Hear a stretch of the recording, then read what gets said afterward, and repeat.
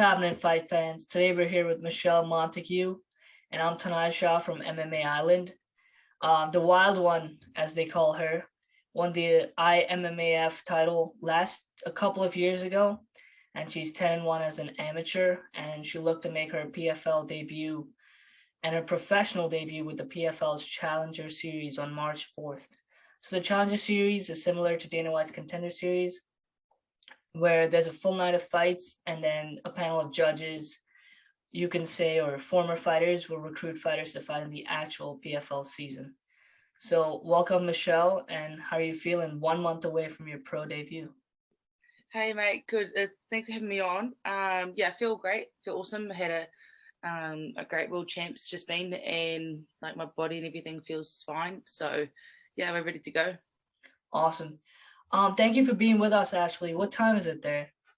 It's only about 8:15, but the sleep schedule's still pretty crazy after just getting back in. I think yesterday we got here. All right. Where are you right now, Ashley? Right now we are in what New Zealand makes you do is a quarantine. So right now there's two of us here, my teammate as well. So in a hotel room for 10 days, no windows and all that there, just it's ridiculous really. And so we're doing so we're doing no 10 windows days. even. Well, there's a window but it doesn't open. I'm looking at it, and you're allowed a certain amount of exercise time in the outside like car park. So we've got an assault bike arriving today and we can train together and everything. But yeah, it's hopefully the government's like gonna come to their senses about this and can it. I think I saw the latest update was potentially canning it next month or something, but they've also said that before and then opened it again. Yeah, so you're returning from the tournament and that's why you have to quarantine in New Zealand, right? Yeah, if you're returning from anywhere overseas, you have to quarantine, and usually you have to get a voucher for a space, and you'll be like one of 100 and something thousand in queue trying to get one of 3,000 spots. So it's usually very unlikely to get a spot, but we were lucky to have a few spots from Sport NZ given to us. All right, that's good. Yeah, I remember Dan Hooker talking about that when he was going to fight in Vegas and stuff, and how hard it was for him to, at least even get to America, and then when he got back, what he had to do, like how he couldn't see his family or anything like that. So yeah. I'm sorry to hear that. I really hope they improve on that. You mentioned earlier that you've just fought amateur fights, but now you're making your pro debut. How does that feel? Feels great. It's nice to not feel rushed or anything like that. I know that's often what can happen. You have a few amateur fights and you just rush and go pro, and then they've done it too soon. But I've had some awesome coaches around me, past and present, that have had a real good head about that there and not been keen to rush. So that's been awesome. And so now actually to have done the 2-year cycle with IMAF and having 12 different fights in that as well, just to have a big variety. Now we're ready. Yeah, so for the IMMAF, you basically represent New Zealand, right? You go as a team and then compete against other countries. So that's a pretty big tournament. Doesn't matter if it's amateur or not. You have some good experience for sure. And you mentioned your coaches. Do you train at City Kickboxing? Yeah, I trained there and down at MMA in New Zealand. I'm from a small country town, so I either drive 2 hours north to City and then get an apartment up in the city, which is what I've done in the past, or I'm going 45 minutes each way to another gym down home towards home more. So it's traveling either way kind of thing. So now with everything happening, I may just end up being overseas the whole time and training over there, but we're going to see what happens with all that. Yeah. I remember a bunch of fighters from especially New Zealand, Australia and things like that. They were mentioning moving the entire camp, the entire gym to Vegas or whatever. They're looking at places in America, especially. Yeah. What do you feel about your opponent, Olivia Parker? She's 40 years old. She has good experience compared to you, and she's fought in Bellator, Invicta, etc. What do you make of her? Honestly, don't know her from anything. Like I don't know her at all. So she seems like a very normal person. I guess some people you can fight that you like seem like pretty crazy or whatever. She seems very normal, which is cool. She's had 6 pro fights, so it's quite like a difference for her. Like, she's fighting someone that has had 0, so I'm sure she's super confident going into this, knowing that I've had none and she's had 6. She's fought in Invicta and Bellator, but that's I really don't know much about her at this stage, but I'm looking forward to being an underdog in this situation, like, and you know what I mean. Yeah, you gotta embrace whatever. Yeah, Get, exactly. right? Take your I'm super excited to fight it. I know she's got some sort of bout in jits. I'm not sure, can't remember what it was. So like, I'm excited for that side of things as well. Like, knowing that she's a strong grappler excites me. Yeah. You said that she seems like a pretty normal person, but you've encountered some crazy fighters. But you're the one they call the wild one. Where does that name come from? My whole childhood, I was the wild child. Like, in my family, my parents, like, I was just absolute psycho kid. So yeah, I was I was pretty crazy like that there. Just running around the house, like, would make like even no clothes, or would just like force him to let me do it myself. Riding around on motorbikes and go-karts and riding cows and shit like that.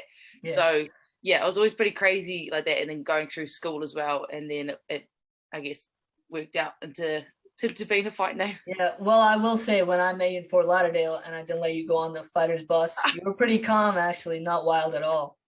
Well, so I didn't want to like piss off the people above me. Yeah. There's a time and place for it, I guess, you know what I mean? And so but that was pretty funny. And also I had Jenna sticking up for me, so I was like, I'll just let her do the barking.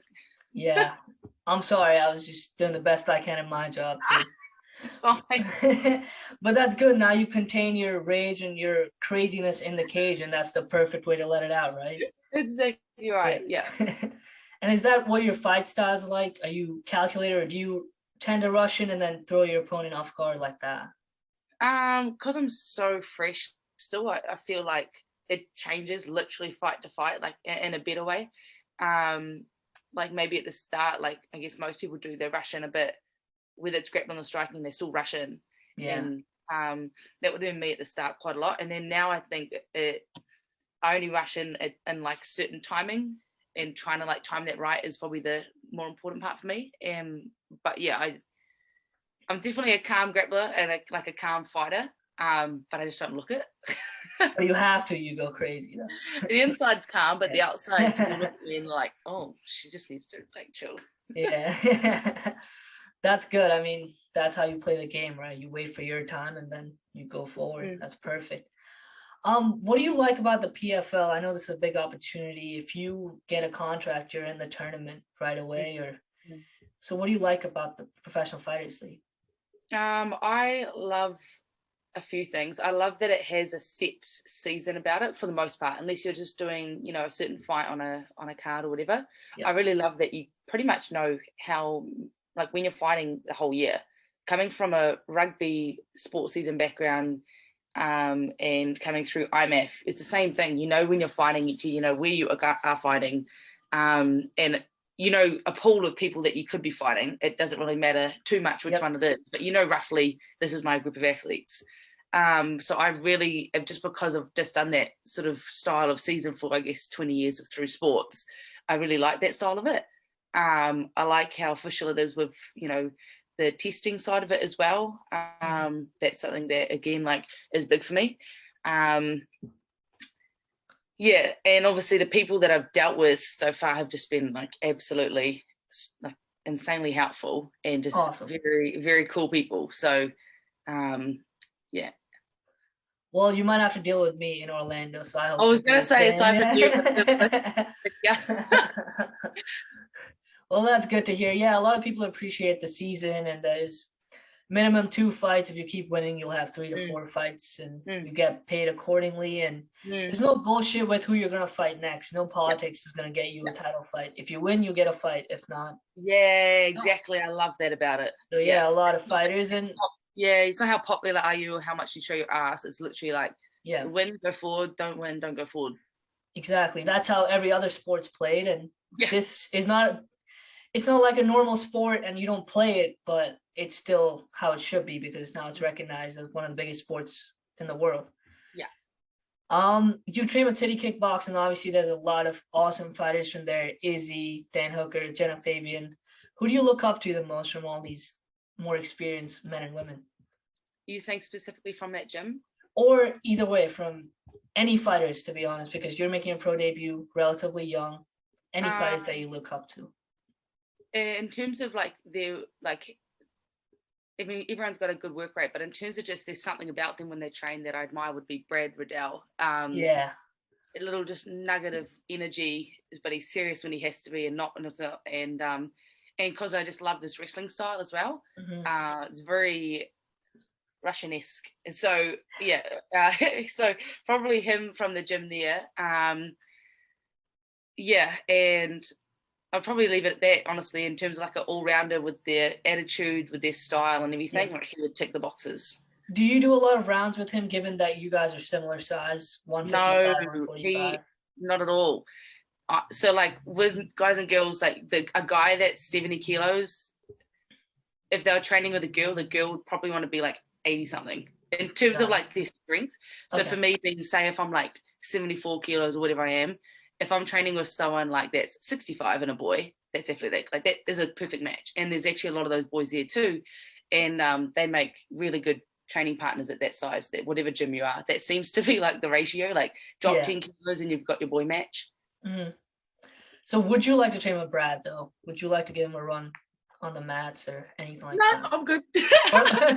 or even learn from him. You said he has a great wrestling style. No, maybe just, I don't know, like they say, I like for wrestling style. Like if I was to train with like Andre, you know, the wrestling coach there, or our little NZ wrestler Bram Richards, who trains there. He's one of Kai's like main wrestling training partners. I love wrestling with him because he's, for wrestling in itself as a sport, like that's exactly the style that like works well, and the explosiveness and trying to mimic that as well. So yeah, I think if an actual wrestler like Andre or Bram would be the best ones, and the ones that I do like to scramble with as well. But Brad's just a fucking unit. So yeah, it's awesome. I love him as well. Like really against Drew Dober, you could see that full dog in him, because he went down a couple of times, but he won the fight. So that was awesome. What will make the PFL give you that contract that you so dearly want? What is it that stands out about you think? Well, to be honest, there's actually, there's like the developmental side of it that they are offering as well. And like that may work better for me for them, being that I'm so fresh and so new, and you put me in with girls that have got like 20 pro fights and maybe doesn't look good on them.